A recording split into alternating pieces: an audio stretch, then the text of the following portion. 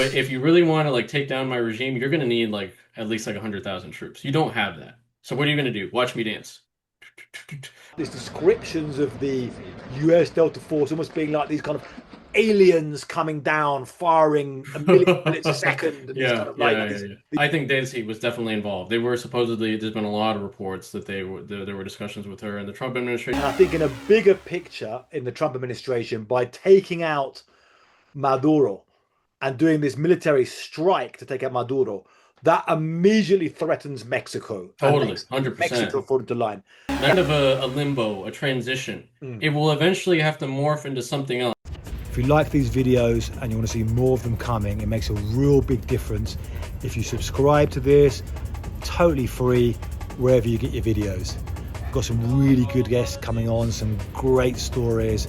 We can't do this without you. Boom!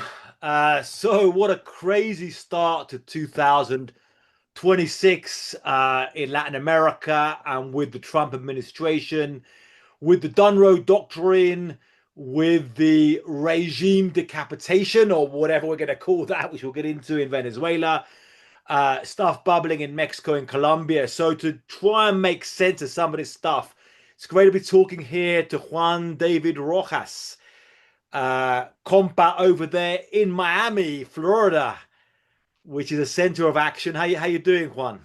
Good, good. What about you, Ioan? As Maduro said recently, Happy New Year. Happy New Year! Happy New Year! Yeah, yeah. Uh, I'm doing pretty good, man. I'm doing pretty good. Trying to make sense of this crazy stuff. So it's great now. Juan is, I met him in Mexican elections 2024 That's right. when Claudia Sheinbaum won. He came down to cover that. I'm in Mexico City. Uh, Juan's in Miami.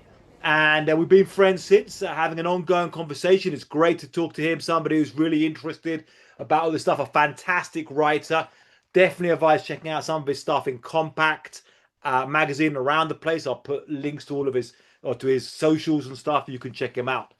But yeah, he's a great person to talk about some of this stuff because he's a good, independent, critical, independent thinker about this stuff. Doesn't just toe the line easily, and so ends up pissing off everybody like I do myself, all over the place. So we're gonna get into some of this stuff now. Like, it's when I cover just pure gangsters, it's often easier. I don't have to contend with the politics so much. People can look at these crazy crime stories. But when you get into these events, which are linked to the narco war, but are very political stories, I mean, the removal of a president from a country by US forces, uh, you know, what's happening, the threats on Mexico, these are very political stories. So this gets us right into politics. Now, when this happened in the world today, a lot of people have got very strong ideological positions. They think they know all about what's happened. They've read a few stories and they start off with, no, you're wrong. This is how it is. Look, one thing about this, I've been reporting on Latin America for 25 years, and a lot of this stuff is crazy. I don't know the answers to a lot of these things. It's difficult to know. And these are really complicated stories. So it doesn't follow any simple storyline of like, what maybe the anti-imperialists are saying. I mean, the pro-Chavistas or the MAGA are saying, because even if those storylines, I mean, now the situation is that the Chavista government is working with Trump MAGA.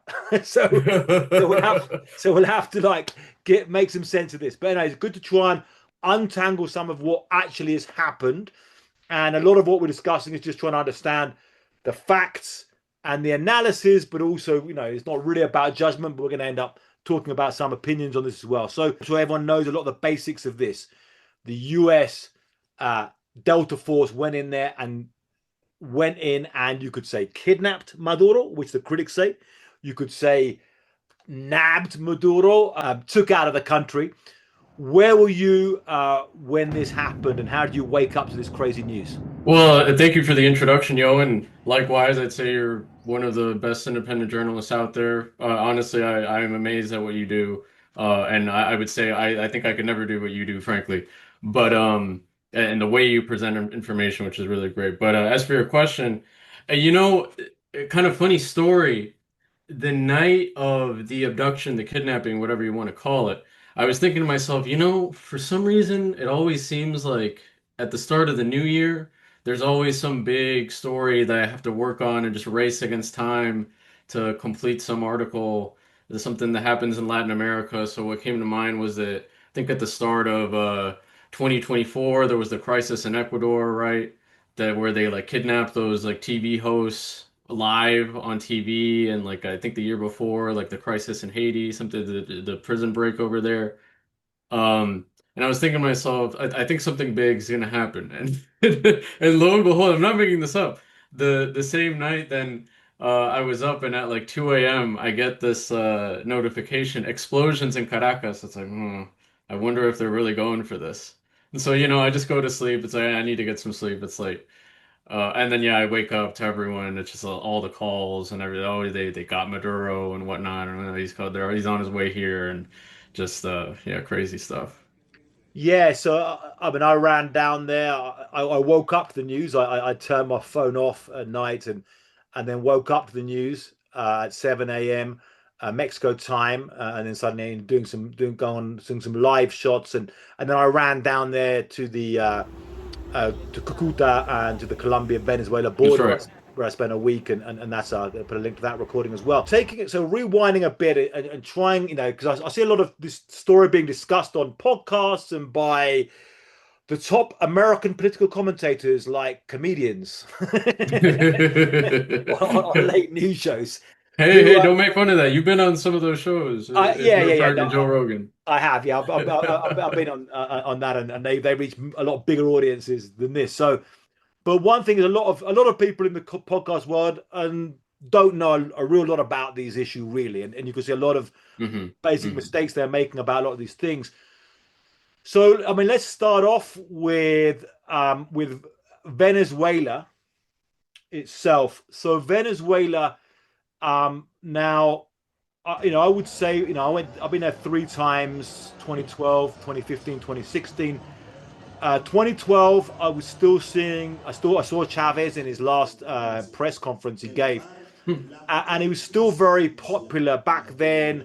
Although Yeah, yeah. Chavismo was still popular, and they could have some concrete gains. Now, a lot of the people who are the critics will say, no, we saw all along how this would go.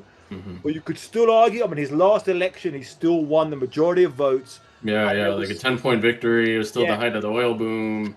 bang, yeah, Country absolutely. was growing. And then Maduro took power. Things started going bad, but things started really going bad. And when I went there 2015, 2016, then it was like stopping off in Colombia, changing some cash and walking in with backpacks of money. Yeah, And yeah, from that's then it right. was like it's going bad. Yeah, But then the things I saw then, people malnourished, yeah. people in, you know, Digging through rammed trash and yeah, prison yeah. cells, Uh-huh. people body to body suffering, a very horrific situation. And a lot of people who might, have some storyline. Oh no, it's not true. It's all been great. Or I think to blame the entire thing on U.S. sanctions. Totally. I think that's simply incorrect. Hmm. If you look, I mean, there's things that happened. You could tell with the crash of the economy there that, for example, sugar haciendas that were no longer producing sugar in Venezuela because they were being managed by Chavistas. So things have got very bad. I don't know what your takes on the kind of decline of Chavismo and your thoughts about that before we get to the Donroe Doctrine and the Trump invasion. I mean, we can find the language for this. The Trump attack. Special operation, or like what Putin called the invasion of Ukraine. Yeah. But yeah, we'll see how this develops. Maybe there'll be another term for it down the line. But as for your question, I mean, I'll state my priors. I've always been biased against Chavismo. I've generally considered myself to be broadly left wing most of my life. But I'd never liked Chavismo. I'm Colombian American, and so that's a big part of it. Like, I mean, even on a lot of the left, it varies, but even on a lot of the left, just in general, public opinion in Colombia, and then especially among Colombian Americans. is incredibly skewed towards anything in Venezuela. I mean, it just goes beyond ideology too, just the rivalry between the two countries and whatever. But yeah, I always perceived Chavez as just kind of a gangster, and the way Chavismo operated, and the bad things that I always like, pull up is that he first extended his term, then he got rid of term limits, and then like it's just you go on for 27 years. It's like, okay, yeah, this is kind of this is insane. That said, I mean, to try and be as fair as possible, and I debate with a lot of, we have our issues with people who call themselves anti-imperialists, even though I consider myself on a textual level an anti-imperialist. As you said, we really can lay a lot of the blame, I think, for what's happened in the country on the US. I mean, it's self-reinforcing. So there was the 2002 coup, which was strongly supported by the US, and that's really when Chavez radicalized, purged the military, brought in the Cubans, they started handling all the intelligence. And we saw during this that the operation that kidnapped Maduro, they killed like 40 Cubans and his bodyguards and whatnot. The synthesis between the two regimes is really fascinating. Um, so there's that, and I think you can definitely blame the U.S. for radicalizing Chavismo early on. And it was actually only after that point that Chavez only declared himself a socialist in like 2005. So his early years is more like a populist nationalist movement. Anyway, the U.S. was still suspicious. That said, I mean, the reality economically is that Venezuela is an oil state. You look at it, it's one of the least diversified economies in the world. It's like 90% oil and then minerals. So obviously, if there's any fluctuations, and this has happened time and time again during Venezuela's history, never as bad as after 2014, but there's these just huge booms and busts. And the Caracaso, like that coincided with low oil prices, et cetera, et cetera, et cetera. It goes back way beyond that. But so in 2014, the price because of the shale boom here in the U.S. became a huge net exporter of oil. The price of oil collapsed. And so that caused a huge problem in Venezuela. I mean, all of the government's revenues came from exporting oil, led to this insane calamity. And obviously, yeah, as you mentioned, there was a lot of mismanagement, and on the oil sector specifically, like they just let their refineries go to crap. I mean, just didn't maintain them. The first sanctions against Venezuela's oil sector, according to Venezuela Analysis, which is like a solidarity, up until recently, they supported Maduro. They have like a chart of the timeline of US sanctions. The first one started at 2017. Hey, well, the oil prices collapsed 3 years before. By 2017, inflation was already like 2,000%, and 1.5 million people had left the country. So So, hard so to blame sanctions for that, right? yeah. It's simply a simplistic line. I think that a lot, you get a lot of people will just say that without, and then people will put this up later on. I think the Totally, important thing totally. And, to and what we can say, sorry, is that obviously the sanctions then made the situation even worse. yeah, So yeah, absolutely, yeah. They exacerbated it totally and didn't produce the result that the same way the sanctions against Cuba have failed. exactly. Uh, Now, one thing, as you mentioned this, to talk about the oil, and again, people misreading this partly because of Trump's statements. Venezuela nationalized oil in 1976. Yeah. So, like, way back when. And it was done when an interesting Venezuelan official who was one of the key founders of OPEC in this time, called oil the devil's excrement. Classic quote. But also, they did that generally. They paid people off and did it to avoid a confrontation in '76. Yeah. It was pretty harmonious actually. Like all the oil majors, they were pretty okay with it, and that was a big movement at the time of different developing countries nationalizing the oil industries. It was seen as like acceptable actually, like Exxon and all of them, they were cool with Yeah. it. So way before Chavismo, and then Chavez comes in, and then he does also push things further. In that he does dispute with some of the oil companies. However, then you've got some companies work with Chavez, and others leave the country and are pissed. But the idea, I think that I mean, there's obviously a huge oil component to this, and now Trump is really making this about the oil. But if we compare this, say, to Iran in 1950s, where Iran nationalizes the oil and very And then quickly we immediately coup them. Yep. the CIA organized a coup against Iran. That's not what happened here. I mean, Chavez's moves against the oil companies were 2006, 2007, so it's 20 years after that, and it's almost 50 years, well, it's 50 years after the nationalization of oil.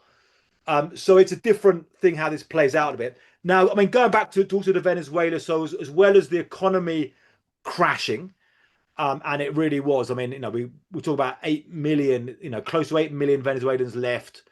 I think, after 2014, and you really saw people, hunger and malnourished, which is a lot of what the Venezuelan exile community are so pissed off about. Some people in these things saying, you don't know what this is like. You didn't go through middle class people becoming poor, Hmm. overnight, and people really not having enough to eat and stuff.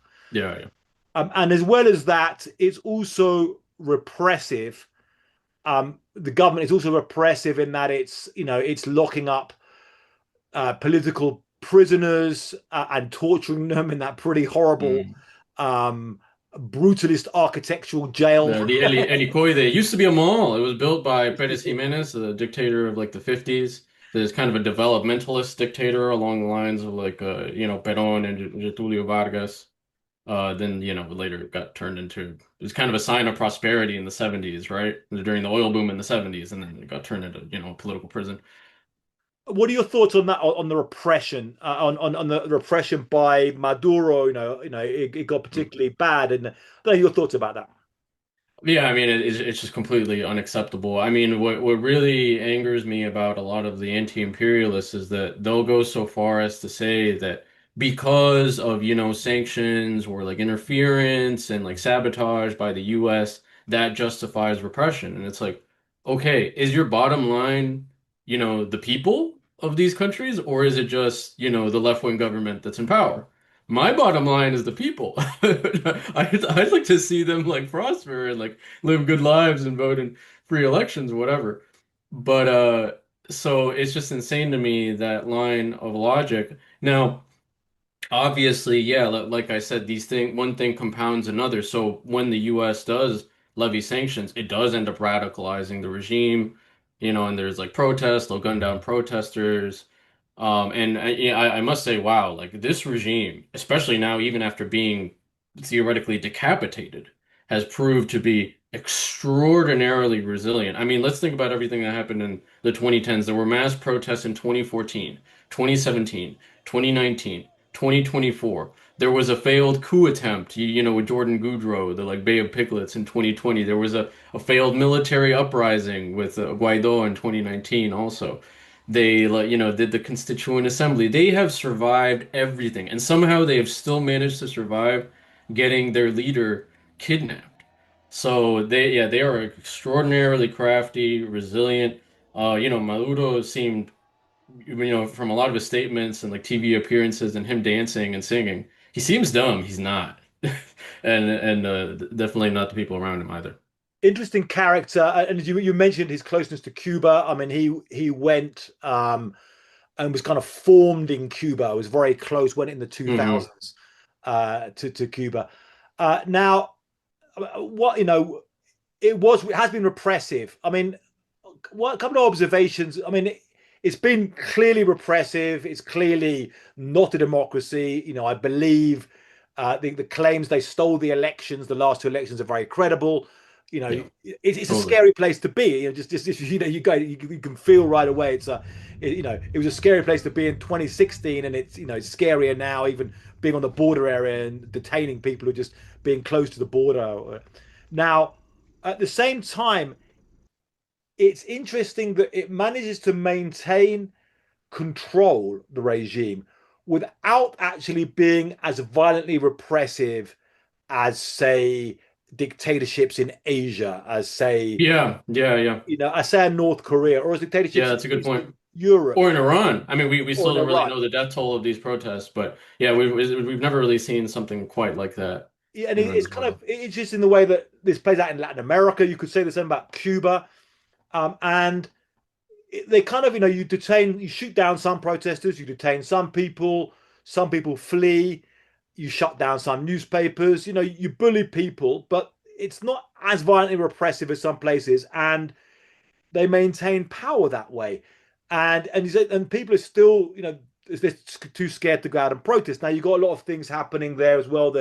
Now another thing about the nature of the Venezuelan government, and you talk about Chavez being a gangster. I mean, it is a gangster state. Now I think maybe Trump's a bigger gangster. Yeah, exactly, exactly. But okay, it's a gangster state, but also you have the way that the Venezuelan regime operates. You've got these militias, they call them the colectivos, which are these armed groups of pro-Chavistas who were there, spying on people and handing out food and all these different things.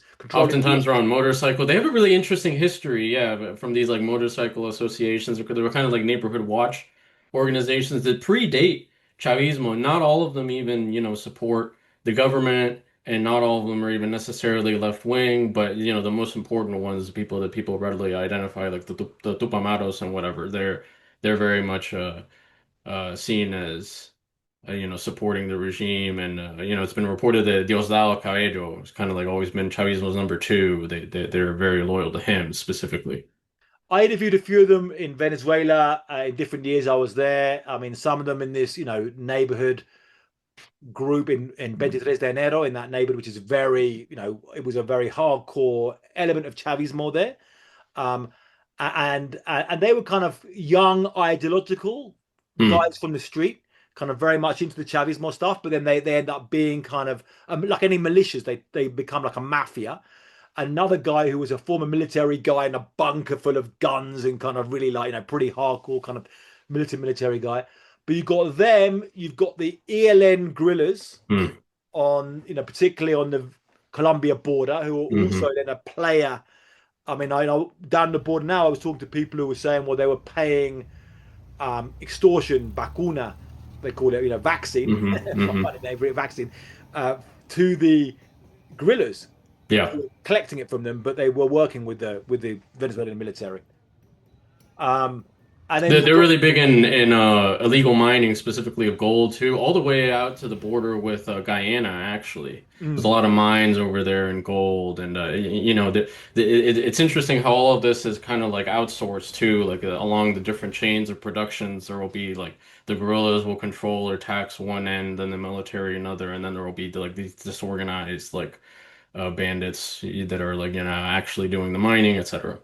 Some of them are ideological, some of these people, but also it is this, I think again, some of the kind of international left wingers, and I was sympathetic to that. I used to be sympathetic to that idea, a lot of these ideas, until I kind of got mugged by reality in some ways, covering this stuff. Like be sympathetic to these people and kind of think of this Chavismo as being a very ideological project, but a lot of these people, I think, in there actually gangsters and don't care that much about the ideas. They're people who are making money and Totally. having a good time and Totally. taking money out of there and buying apartments in Miami or apartments in Panama, and going around with like expensive watches and stuff, and like very flamboyant kind of guys who play up to this. Yeah, I should have said this earlier. Like, I'm a big fan of Mexico's current government. Loved López Obrador and Claudia now. I've written a lot of articles very much in favor of what the 4T, La Cuarta Transformación, has done, and just normal common sense things to help workers. That's something I really appreciate. All that said, being Colombian, also I do spend a lot of my time arguing with Mexican anti-imperialists that sympathize, understandably, I think so, with Chavismo and just being just all the aggression from the U.S.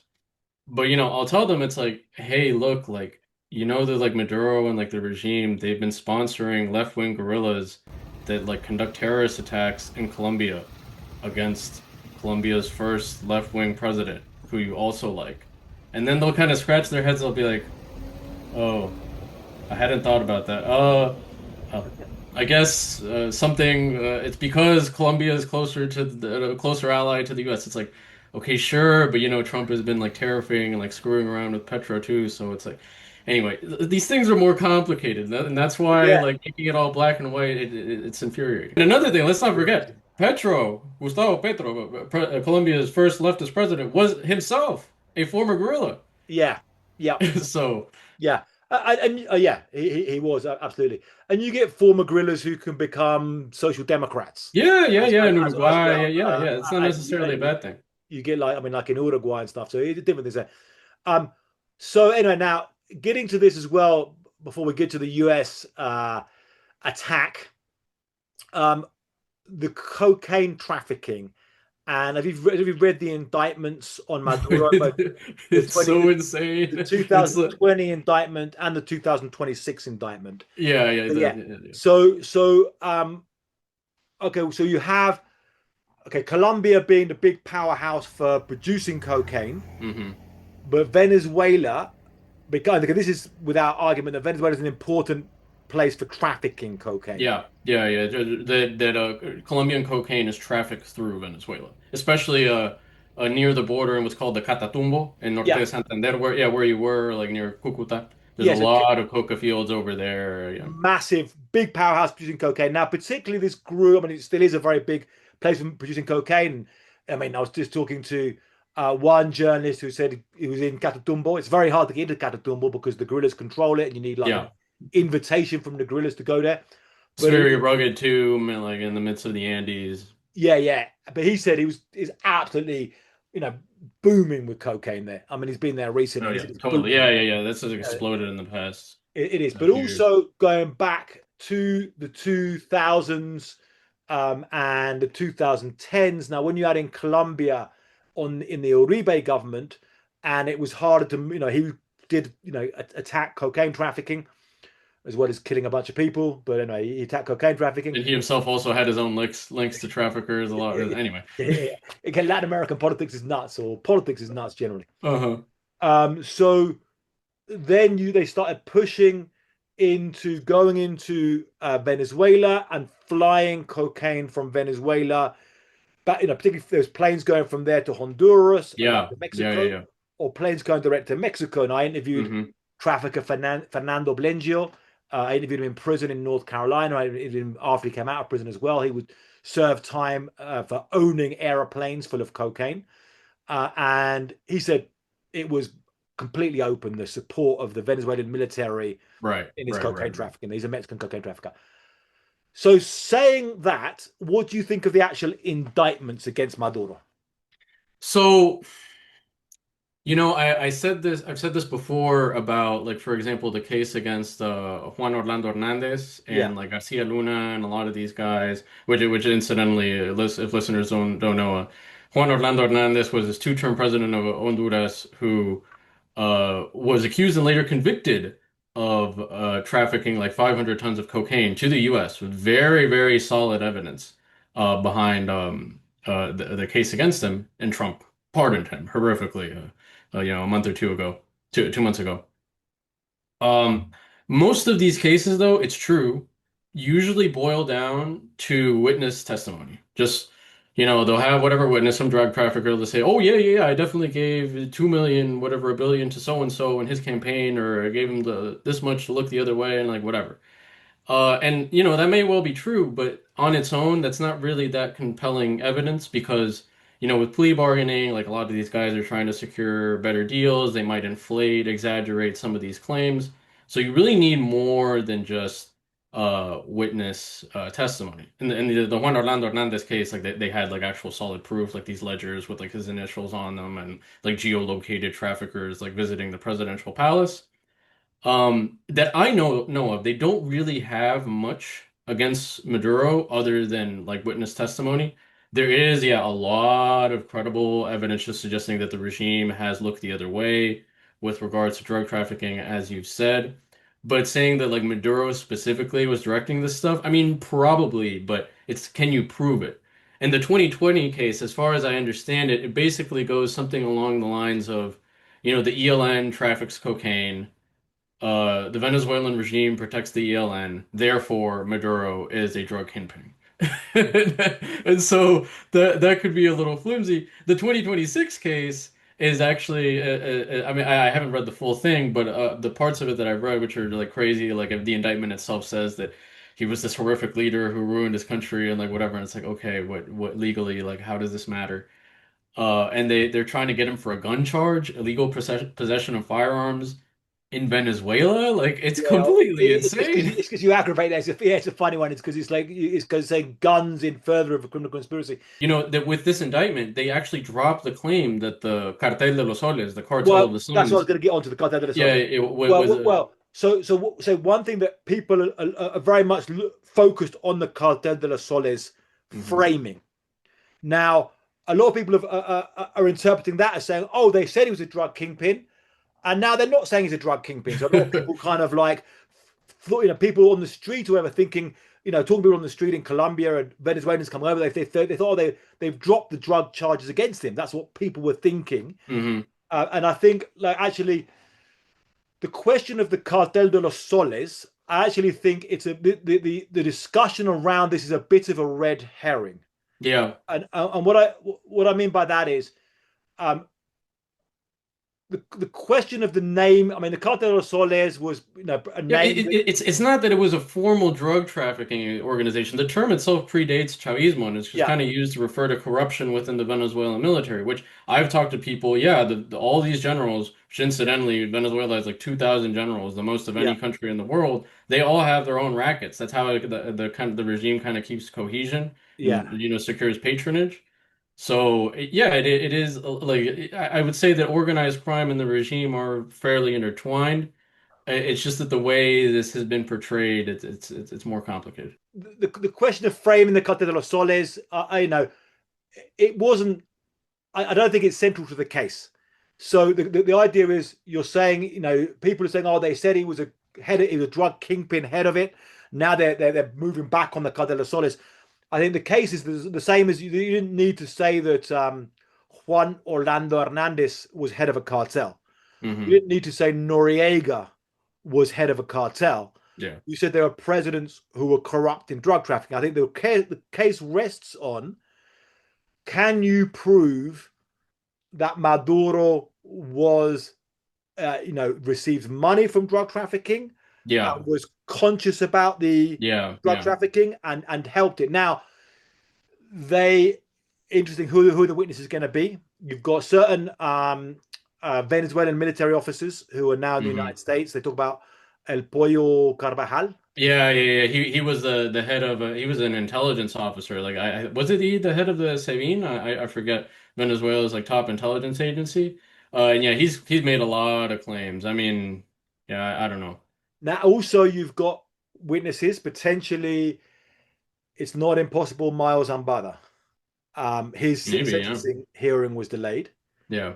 It's not impossible at all. We know they're cooperating. Ovidio or Joaquin Jr., Hmm. Guzman, the sons of El Chapo, and they can bring in other narcos. The thing is other narcos can say, like you say, they can be, like they're gaining Yeah, they're sentences. self-interested. It's like they say this and it's Yeah, useful in the case, and so they get time off of their sentence. You pointed out I in like an X post, which is really great. I forget the details that it's like El Mayo and like whoever they're getting like what is it like 10 years. Meanwhile, like the case against Maduro, he would get like 50 or something like that. And it's yeah, like yeah. Or this say, is how the plea bargaining system works, yeah, unfortunately. yeah, the sons of El Chapo could reduce to 10 years, and the poor guys who are on the drug boats Oh, get that's right. like Yeah. Oh, yeah, yeah, yeah. They're just dead sent. killed, Okay, murdered. Yeah. so the thing is, as well, is like, okay, these narcos are not in the same room as Maduro. It's kind of, it's like, Hmm. it's hard. It's like the same with the Henry Garcia Luna case, who was the public security secretary of Mexico, who was then convicted of drug trafficking.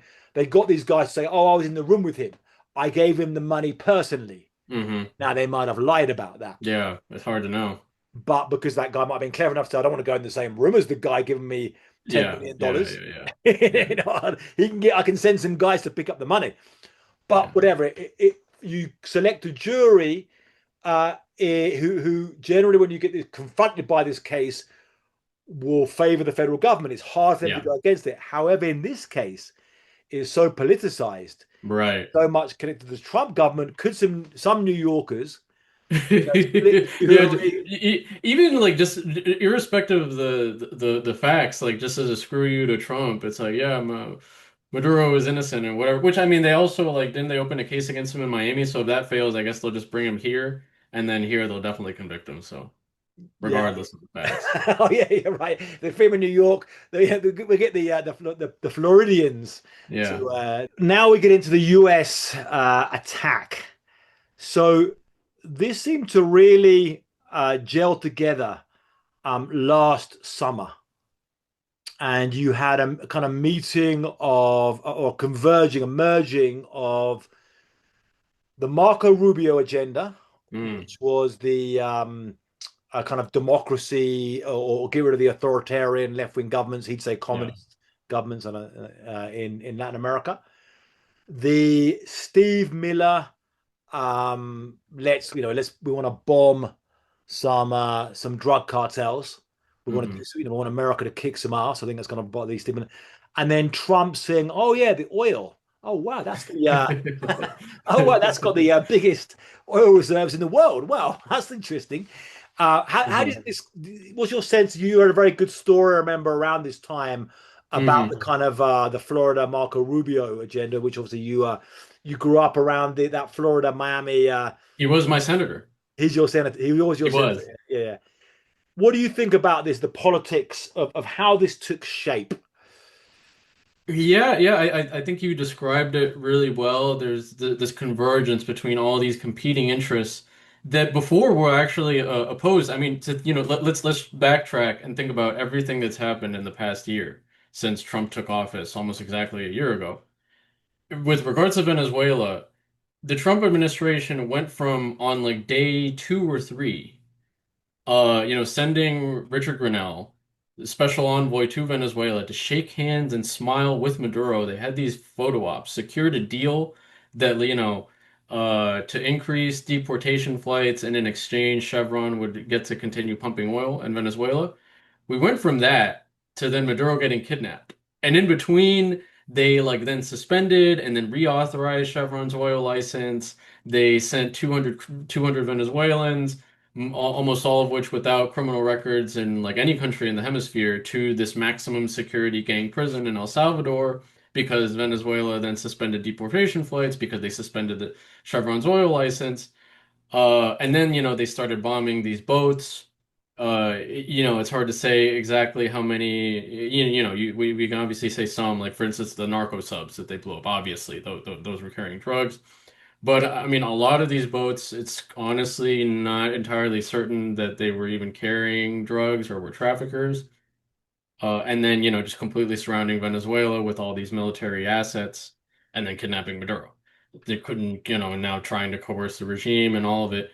So Rubio and the Miami lobby, because, this is a very sophisticated, organized movement, mostly based here out of South Florida, where Cuban Americans who have a lot of political power. I mean, let's remember, there's the Miami trio in Congress in the House of Representatives: Maria Elvira Salazar, Carlos Jimenez, Mario Diaz-Balart, who was like the son or grandson of Batista's like torturer. A lot of people don't know that. Ted Cruz, although he's a bit, apart from that. And then there's like all of these National Endowment of Democracy funded NGOs here in South Florida. I've called them jobs programs for Miami neocons. Point is to say that these guys, they've been around for 60 years trying to get regime change in Cuba. And then there's also, the Nicaraguan and Venezuelan Americans, and, they kind of have this solidarity between them, the three of them, all against the troika of terror, which, Cuba is the head of the snake, but Venezuela, is kind of the muscle.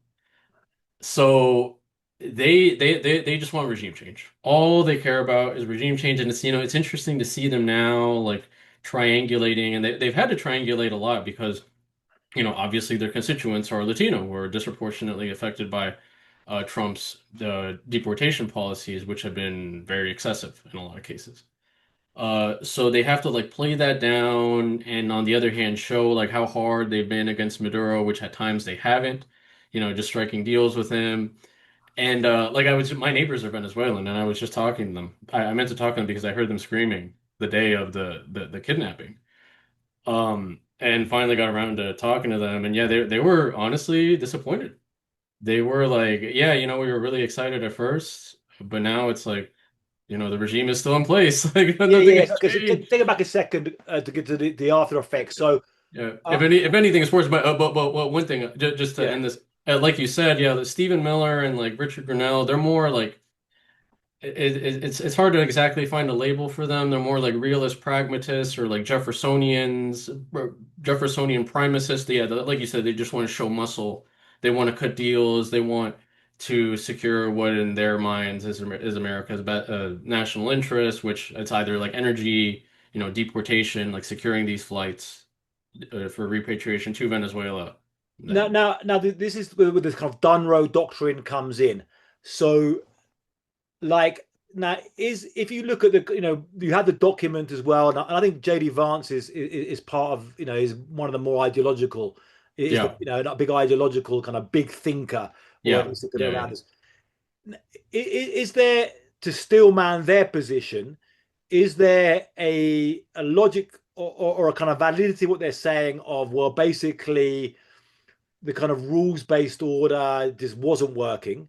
The idea that kind of if you have Kamala Harris who says our foreign policy is human rights, it's not really. They Hmm. allow Hmm. human rights abuses in some countries.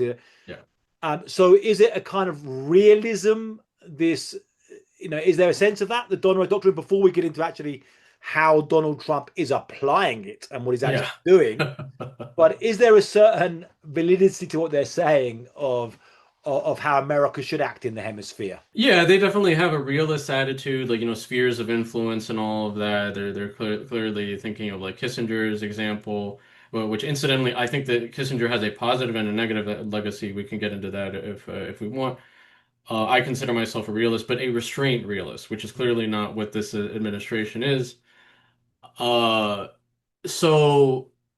I mean, I believe in spheres of influence, but spheres of influence doesn't mean that you should just, go around arbitrarily using, your power just because you want to. Just because you can do something doesn't mean you should, because Mm. you need to think about second order consequences.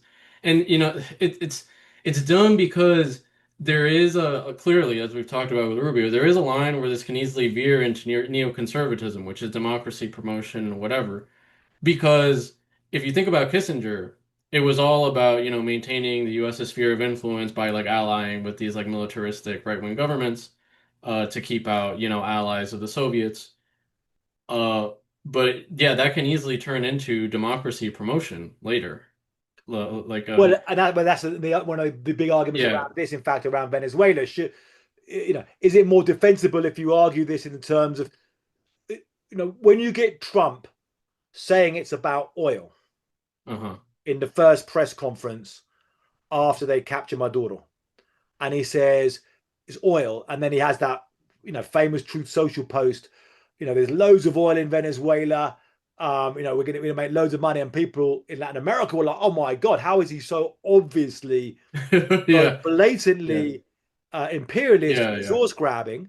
But he's talking to his base of saying, "Well, no, I'm not a neoconservative here." Yeah, I want to get some benefit out of this. Yeah, The question is if he actually will manage that, because yeah. extracting the oil would be very difficult. And so that's where things get squirrely. So just to But jump back a second, then we'll get to the situation. So around, I would say probably around August, and we need to get on the record about this, mhm, or off the record, some sources to really confirm this. When they began planning the mhm, Operation Absolute Resolve, as they called it, to go in and get Maduro, I think there's certain speculation here that they planned that and began blowing up drug boats as in a way a distraction, because they were looking at the Caribbean. Oh, they're blowing up drug boats, they're blowing up drug boats, and they're looking that way, and then boom, they go right into Caracas mm. and take him. But I don't know. I mean, was that planning? Was it that long? Did they start? You know, they never did they hope that they were going to try and provoke a coup internally first, or Mm, like an internal uprising, and then go for the regime decapitation, yeah. take out the president, or was that planned the whole time?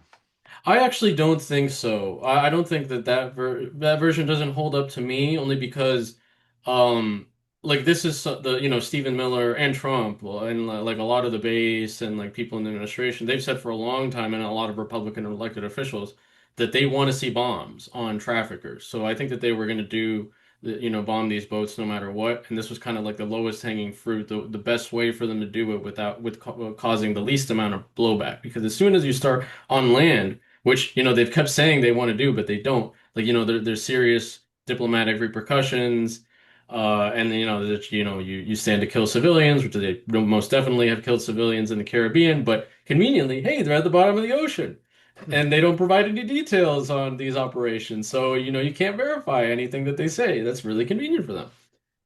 Um, so I think that they were going to do the boat strikes no matter what.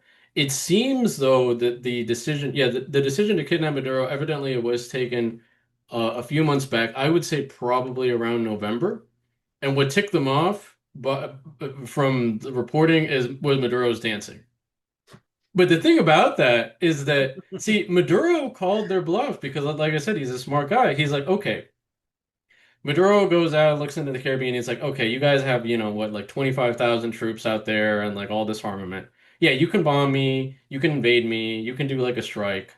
But if you really want to like take down my regime, you're going to need like at least like 100,000 troops. You don't have that. So what are you going to do? Watch me dance. Yeah, And so that really pissed them off. And so that's when they decide. The thing is, and this is the other, here's again the competing factions. Maduro, by all accounts, and I have this from a good source in the administration, was like ready to give them everything that they wanted. yeah, Everything that Delcy is currently doing. Actually, Maduro's son, Nicolás Maduro Guerra, has said recently, like in the past few days, that they are just following his dad's plan. Maduro offered to slash all contracts with China, Iran, Russia, redirect all oil flows to the US, and apparently step down in 2030. But that wasn't good enough for most definitely Rubio. Rubio, his bottom line was you agree to those things and you step down tomorrow. And because he wasn't willing to step down immediately, that's what then led them to do this action. Clearly, just very ideologically for Rubio, he wasn't real willing to come to any sort of agreement that didn't involve Maduro stepping down the next day. now there's also the question that they actually want to show US military force.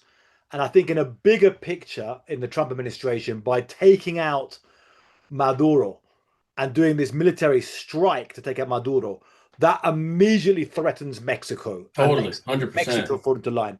That Mexico, Colombia, I mean, lots of countries. and over Greenland, Yeah. it Cuba shows. also, yeah. Yeah, and the same with blowing up drug boats. They wanted to blow Hmm. things up, and say, Yep. I mean, I think they were looking very seriously about blowing up. I mean, I know for a fact they were looking very seriously about blowing up cartel targets in Mexico last Yeah, yeah. spring. They got pushed away from that, and they did this, and like I say, less blowback in terms of the traffickers themselves, and also, it's the Venezuelan government, which is also, kind of considered a rogue government in other Yeah, ways. yeah, it's a pariah state, so who's gonna care? Like, who's gonna come to their defense? Nicaragua? Yeah, yeah. So they do this now. What other historical precedents are there of regime decapitation in this way of just go? I mean, there's obviously coups that have been run internally Hmm. by the CIA, Hmm. a whole bunch of them, Hmm. and by the secret services, but actually going in with special forces and taking out a president of a country. What any other examples you can think of to compare Yeah, to? the closest one would be Panama, but the thing about this, and here's where Right. realism gets Yeah. interesting, depending on what kind of realist we consider ourselves to be. Sure, like, and oh, that's another thing. The operation to kidnap Maduro was done on the same day, 36 years later, the same exact day when they captured Noriega. Because it actually took them like a month to capture Noriega after the invasion. So Yeah, it's funny coincidence. I don't think it was a coincidence. I think that was Rubio. But anyway, Yeah, uh, but with Panama, the difference with Panama is they actually invaded the country. yeah. But Yeah, it's and true that just but complete regime change and they all that. invaded. But the just to take out like the immediate consequences for these countries, if we think about this just geopolitically, like the messages these things send, Panama is really different in that Noriega was very literally a CIA asset. Yeah, His rise was engineered by the CIA. The CIA knew that he was drug trafficking and yeah, was cool with it. It was to help the Contras. And there's all this talk about the CIA and cocaine and whatever that we can get into. But his vice president also was a CIA asset. mm, So in a sense, when the U.S. went to get Noriega, I'm not saying this is justified. I'm just saying it is different in the sense that you're going in and taking out your own asset. yeah, That's a bit different than going after like a regime in your own hemisphere that's like openly against you. So, and it does set up a precedent. I mean, by this same logic, why is Putin unjustified in trying to denazify Ukraine? It's the same thing. yeah. You're opening up a can of worms, and that's what a lot of people commented. Like by doing this, you're helping justify a Chinese invasion Yeah, of of Taiwan. Taiwan and You're whatever. kind And of that one's changing. interesting too because both Taiwan and China claim one another. Taiwan claims it's the rightful government of China. Yeah. And Beijing claims it's the rightful government over Taiwan. Like they consider it all to be one country. So it's like, So you open up this kind of now. yeah. They go in now. We've got reports in the Guardian that Delcy Rodríguez was in contact with various Trump administration people, um, which sounds very credible. I think they might not have given her the exact day that the operation is going to happen Possible. this Yeah. day. They might have said, I mean, no, there's also a question to Delcy Rodriguez, who was the vice president, who then was also saying that she was out of the country. Some say she was in Oh, Russia. yeah. Well, she was in Moscow at the time, actually. So, I mean, I think it's still a little bit fuzzy. Maybe she was, and so then you get into the idea, well, was Putin involved in also this whole thing? He agreed right. with Trump, but she was out. But and then also was Diosdado Cabello also involved? Was Diosdado Uh-huh. also involved in dealing with Americans? Either way, if they didn't get the time when the attack happens, the Venezuelan military don't make a big effort to fight. hmm You know, obviously Doesn't seem like it, at least. Yeah. a bunch of poor soldiers or young low Yeah. grade soldiers get killed. The Cuban bodyguards gets killed and they get ripped to pieces. I'm not Yeah. sure how they carried their Yeah. their pieces off the plane in Cuba. But basically, they don't really fight, and you get this kind of overwhelming. I mean, there's talks, and I don't know if these were made a bit as an excuse by some of the Venezuelans to why they didn't fight, but they talk about these descriptions of the US Delta Force almost being like these kind of aliens coming down, firing a million bullets a second, and these kind of like Yeah. these like different like they're like and it's like this is like overpowering US force, which is kind of Supposedly they did use like some cyber warfare and like new stuff that like jammed their weapons or something like that. Who knows how true that is? Trump has said that, but even like sonic stuff to blow out their eardrums or something. Oh, yeah. There's been Get reports of that sound too. grenades. But it was okay. They pulled it off. And then they like you said, they pulled off, and then it was like the morning it happens. Okay, the Venezuelan regime's going down, but then they put Delcy Rodriguez in Maria Corina Machado, so the famous, the most public figure of the Democratic opposition, who just won the Nobel Peace Prize. Though she wasn't allowed to stand in the last election, but she's the kind of biggest, most well known current opposition figure. Mm. Gets thrown under the bus hmm initially, and then they put in Delcy Rodriguez, and so now the Chavista regime is working with Trump. I mean, what do you make of this? The current situation. Well, to step back a moment, uh, I think Delcy was definitely involved. They were supposedly, there's been a lot of reports that there were discussions with her and the Trump administration. They apparently liked her because she engineered a relative recovery of Venezuela's oil sector. I actually remember in 2023 that there was this crackdown in PDVSA, the state oil company, where they took down a bunch of executives, and actually Tarek El Aissami, which is this really important Chavista who was like overseeing the company. The executives were like partying with prostitutes and had like gold bars in their suites, and it's anyway. So they apparently liked her for that, and she was seen as like pragmatic and competent. She's the same as Maduro. Maduro is exactly the same way, and Maduro, was the one giving her the orders. Uh, going back to the absurdity of like why they needed Maduro out tomorrow, it was just to for show. But related to that, I mean, it's possible that they sort of like came to an agreement with the Trump administration that it's like, okay, look, you need Maduro, like there's no way you guys need him. The only way for us to work this out is if you guys take him, but we need to do some sort of show. Like we can't just hand him over. Let's do like this operation, yeah, whatever, where you guys, drop some bombs and like kill some Cubans, and we sort of fight back, but really don't. And so we get to say that, we struggled against the empire. And now, on the other hand, I don't know if you saw this, there was a report in the New York Times that something went horribly wrong with one of the helicopters or the planes of Delta Force, and it nearly crashed. And my God, can you imagine that? That would have been a disaster. Maybe that would have ended Trump's presidency. You have this kind of like hostage situation with the Delta Force guys. That whole operation fails.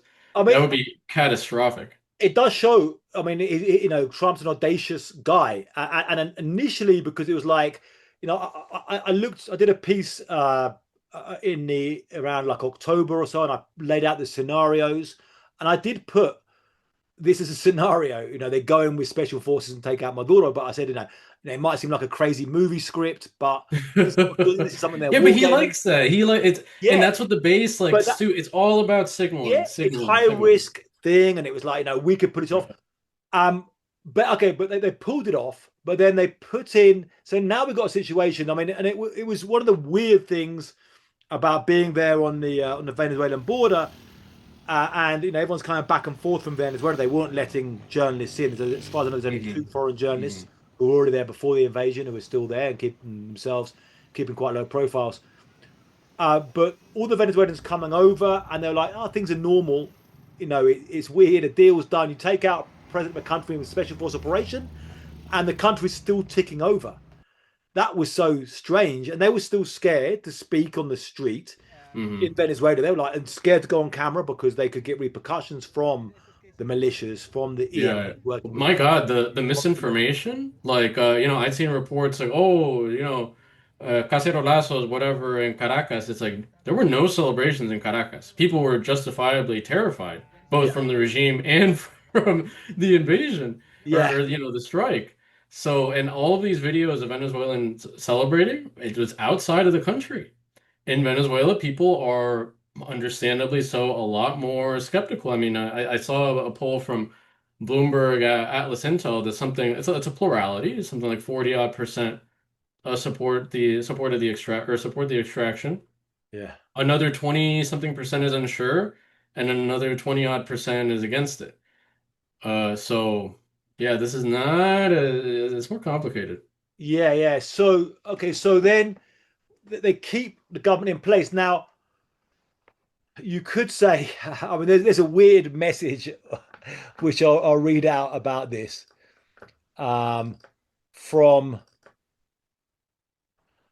Okay, this is bizarre, but like, okay, from Rick de la Torre, who was the Yeah, yeah, I saw CIA that one. Yeah. station chief in Caracas. It's kind of nuts that the former CIA station chief in Caracas just posts on Twitter now. Yeah, yeah, yeah. Yep. And he's very very Trumpist. He says it with over 2 decades in the community and former CIA station. He goes, "You don't demand transformation or chase regime change. You align incentives. This is how you stabilize Venezuela by working with the existing power structure and tying cooperation to economic revival. He's driving real behavior change. This is leadership. Thank you, President Trump." So but what's crazy about this politically is that, and you had the CIA, the head of the CIA going down there meeting But yeah, it would Delcy. Yeah, with Delcy. So what's the left wing pro Chavista position? oh man, yeah. Yeah. Also, the people who were like the people who pro Chavista, because they were all like, okay, Maria Corina Machado is the CIA asset, and this is all like a CIA operation to put their asset in power. But apparently, it was the CIA who said, no, she hasn't really got support. And then there's the Yeah. head of the CIA here saying, no, keep the Chavista regime. This is what you need to do.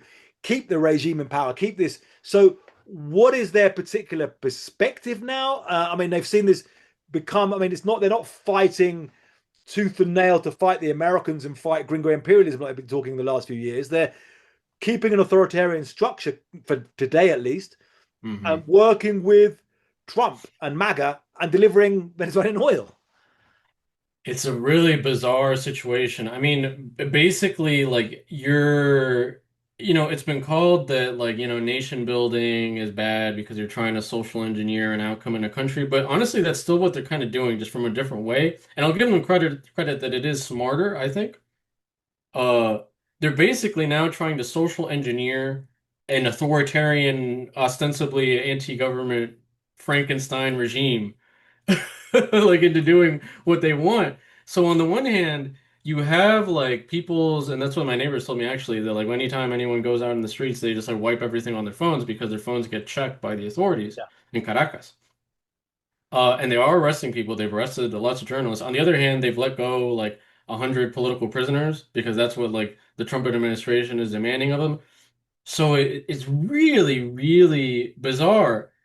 And to give Trump credit, and he said this to a reporter at the White House, that the reporter asked him, it's like, why side with Rodriguez over Machado? And he said, in typical Trumpian fashion, you remember a place called Iraq? Yeah. They went in and they took out everybody, the police, the generals, the doctors, and it was a disaster, and we just couldn't get on to business. And so I mean, he has a point. Like they've learned some lessons from the debacles of the past. That it's like, okay, yeah, you go in. This is, these are extremely unstable countries. I mean, Venezuela, it's basically a failed state. Somehow, Chavismo has been able to keep it together with all these alliances with different armed groups. If you take them out, this will cause anarchy. Like you will get nothing that you want. If anything, you'll get more trafficking. You won't be able to get the oil. It'll turn into a shit show. There'll be an insurgency, whatever, from the ELN. At the same time, though, all of those things could still happen because if they push too hard, like because they're threatening these guys, like Diosdado Cabello, they threaten. It's like, hey, if you try anything against Delcy, we'll bomb you. Well, if that happens, like that could lead to a fragmentation within the regime and state collapse. And then you get the anarchy scenario that they don't want in Libya. On the other hand, Rubio he gave a press conference on this, a 3-point plan. It's stabilization, or what is it? Yeah, it's like stabilization. The second round is like securing the oil and then transition. By transition, he means elections because, as I Yeah. said, his bottom line and the bottom line for all of the Miami lobby is putting the opposition in power. And so, how do you manage this? Getting the oil and the opposition in power, doing both of those things, hard to do. But like, it's an amazing lack of hearing about elections in the days. Yeah, I mean, they put no date. I mean, yeah. the I mean, official yeah, elect. how could they? Like, I mean, it's I mean, yeah. I mean, they could have said Trump could have said we want elections within a year or this year. I mean, they Uh-huh. could have said we've got to have the Democratic. I mean, again, he's not interested in democracy, Yeah. Yeah. and he Clearly. doesn't, and even sees, as you say, mentioning democracy as being a neoconservative idea, seeing the idea of we're going to get the oil and we're going to take out this as being Hmm. a MAGA thing. But you know, I mean, the worst, if they leave this as a kind of satellite US sat puppet government controlled using a Chavista authoritarian apparatus, long term, I mean, that will be a real travesty. See, I don't think Venezuela. that, no, like it's not sustainable. That's the problem. This is kind of a limbo, a transition. Mm. It will eventually have to morph into something else. So most likely the thinking within Chavismo is, they have us in a corner, but we can wait them out. And that's always been the strategy. Wait out the opposition, wait out the US, wait out sanctions.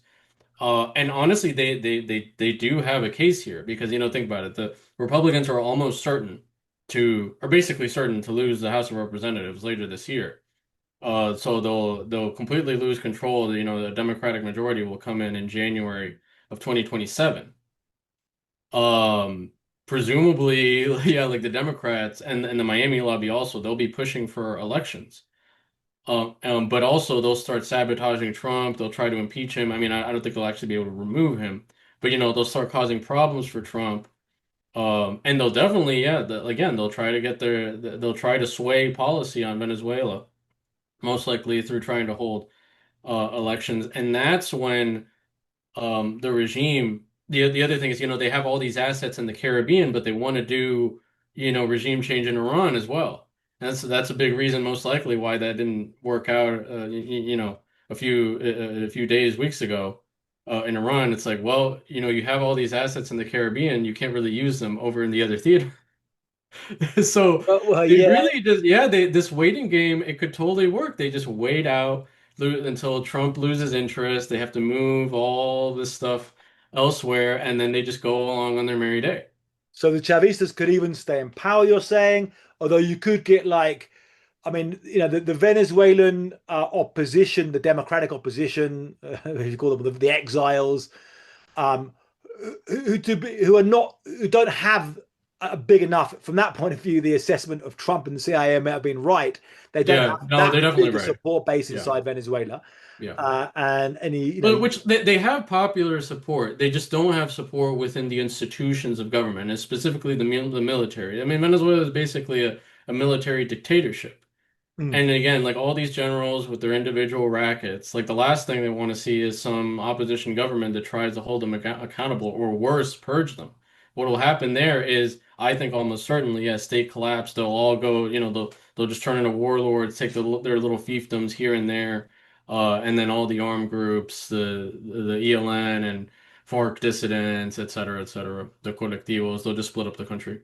I mean, I do believe that the opposition won the last election of Oh, 2024 they election. definitely did. Yeah, they definitely did. However, even so, they don't have the kind of, I mean, what Chavismo did was build up, or like say Morena has done, was build up these big support and political militancy in working Yeah, class yeah, neighborhoods. yeah, yeah, yeah, yeah. You know, most of Venezuela, people who left there are working class, are poor, and Hmm. they don't really have this kind of, you know, they haven't been able to construct, you know, because if anyone becomes a political activist, they could be watched, and there's fear there, so they haven't built up stuff in the barrios there. But anyway, um, crazy situation. I mean, it could go still many different ways. We've still we didn't talk about the Dunrow Doctrine. It's the first big blow of the Dunrow Doctrine, Yeah, and there's a bunch again. I think Cuba is one to watch in terms of yeah, they're totally, really. totally. I think they're going to go really hot for Cuba. We've got the Mexico situation, which is a big one to talk about another time, and everything. And Any Colombia as well. I mean, yeah, Petro is supposed to visit the White House now in early February. And an interesting thing would be to see if like Trump and Petro come to some agreement to like cooperate on, you know, going after the ELN maybe. some stuff there. Any last thoughts about the Venezuela? I mean, one thing is we're living and witnessing crazy historic events. I mean, this is as Yeah. big as you know, the coup against Allende in Chile in 1973, or Guatemala, or maybe bigger in terms of this action Mhm. coming in. Witnessing history. Any last thoughts about it? Yeah. Whatever happens, I unfortunately don't really see much good coming out of it. We'll end on. I like to end on a positive note, but this is a negative note. We have to. We'll talk again. We'll carry on this conversation. It's been a great conversation about it. These are difficult, complex political issues. Just trying to understand them as much as anything. Yeah. Check out Juan's work. Great writing, great insight, great thinking, and one to watch in the long term on this region. So take care and peace out, everyone. Yeah, well, and if readers are interested or listeners are interested, you can subscribe to my Substack. It's called Social Democracy with Populist Characteristics. Boom. Socialist democracy with populist characteristics. Okay. Take care and catch up on the other side.